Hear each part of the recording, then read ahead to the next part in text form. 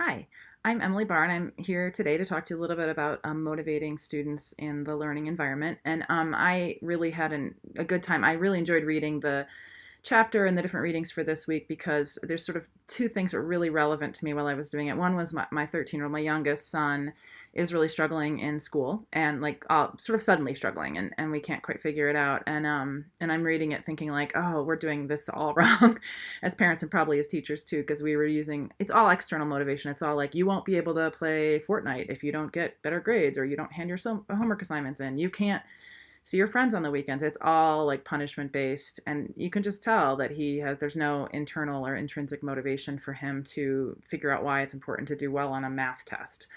So it really made me think of things a little differently with him, and of course it also made me think about my own learning with I'm in quantitative methods too, in the PhD program.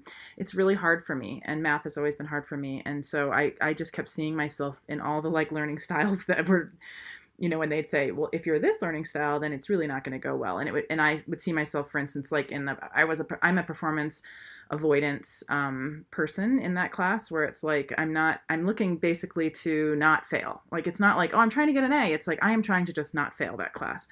And whereas other classes that I've enjoyed and I've felt a little bit stronger in, I'm trying to do well. Like I want to get a good grade and I want to do well and I want to learn. In this class, it's like I just want to get by. I just want to get to May.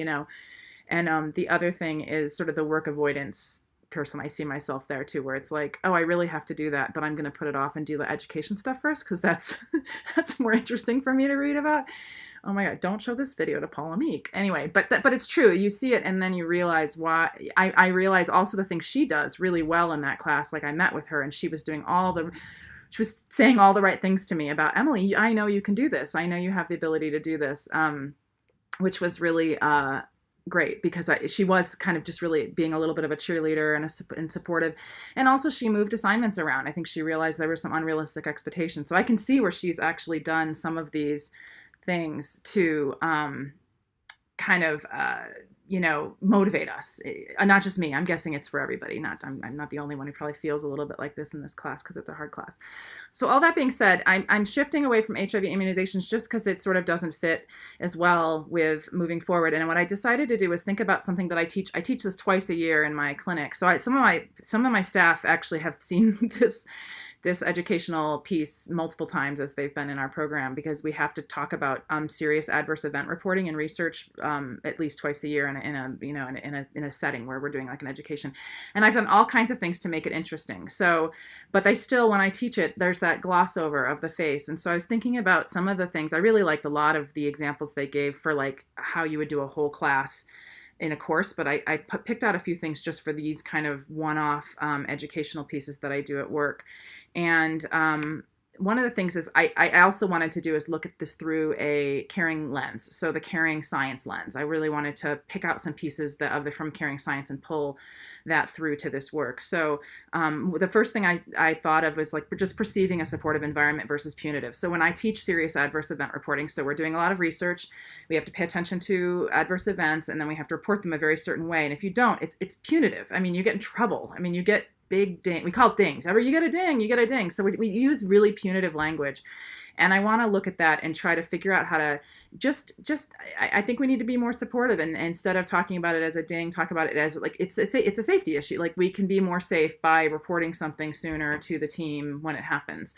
I think showing my own passion, that's something I feel like I'm pretty good at, but when it comes to some of these things, I might be just as bored as everybody else talking about it, but it's one of the things that using real life examples, so telling stories about, oh, the time that we had this baby that was born with this congenital anomaly, and this is how we reported it, and giving some flavor to it, and talking about the context too, like maybe the baby was born during the holidays, so it was extra hard to report because we were short-staffed, and what did we do, and how did we manage that, and I think connecting it to them, and then having them also think of the real life examples. So have them think of what's a case that you've had in the last 6 months where you've had to report something and share it with your group and talk about it in how you did it and maybe ways you can improve upon it, or maybe you did a great job of it and you just can share how you did that. I think the other thing I've done, and it fits with this a little bit, is I come up with just fun examples. So I have a whole thing where I have a case study using Orange is the New Black, the TV show, and I have one using Game of Thrones, and I'll divide them into like groups where there'll be a Game of Thrones group and Orange is the New Black, and then they get to present it, and it's fun because people talk about like Crazy Eyes and or Game of Thrones. They'll be talking about the characters from Game of Thrones, and of course I have the I know I do one for The Walking Dead too. So I have the Walking Dead one is fun because I use like it's a zombie immunization that they can get against the zombie virus, and so but then there's these serious adverse events like their ear falls off or something. So I try to make it fun and engaging. And but again, it has to be meaningful. If you do just the zombie apocalypse but you don't really relate it to what's really happening in their job, that's also not gonna kind of, I think building that intrinsic motivation is what's important. Why do they really want to be able to do this well? And I meant to say this at the beginning, but I would start with that. I would start with sort of what are their goals, and what does motivate them. So they don't want to lose their job. They don't want to get in trouble. They don't want to get a ding. These are all negative, but what's the positive thing? And it's, really, I always try to bring it back to this is how we make things safer for our patients, and to do the study in general, just to make sure that we're, if it's a drug study, that it's a safe drug that we're, building and putting out into the community. And then I really like the part about students reflecting back, and I don't do that enough, and I really need to. And interestingly enough, in my caring science class, we talked about that this week. So I really liked in one of the readings where we asked the 3-2-1, and it was the 3 things that they learned, the 2 interesting things they learned, and the 1 question they have. I really like that, and I want to try to use that more in my teaching at work.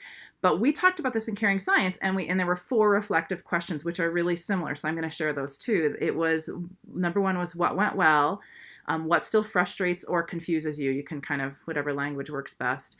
And what are you worried about? And what would you like more of? I like those. I can see my team sort of at the end, what would you like more of? It would just, they'd make a joke, like not just no more of SAE training. But I think it's a great thing when you're doing a larger, maybe it's a research retreat, an all-day event, or maybe you're doing a class, or, maybe this is for a semester. I wouldn't wait till the end of the semester to ask those questions. I would ask them at the end of classes and see if you can like build upon the feedback as the semester goes. So I really like looking at this through the lens of caring science, and I think this was my favorite part so far of the class, learning this piece, because I think it's so critical and probably one of the more challenging things in teaching. Thank you so much.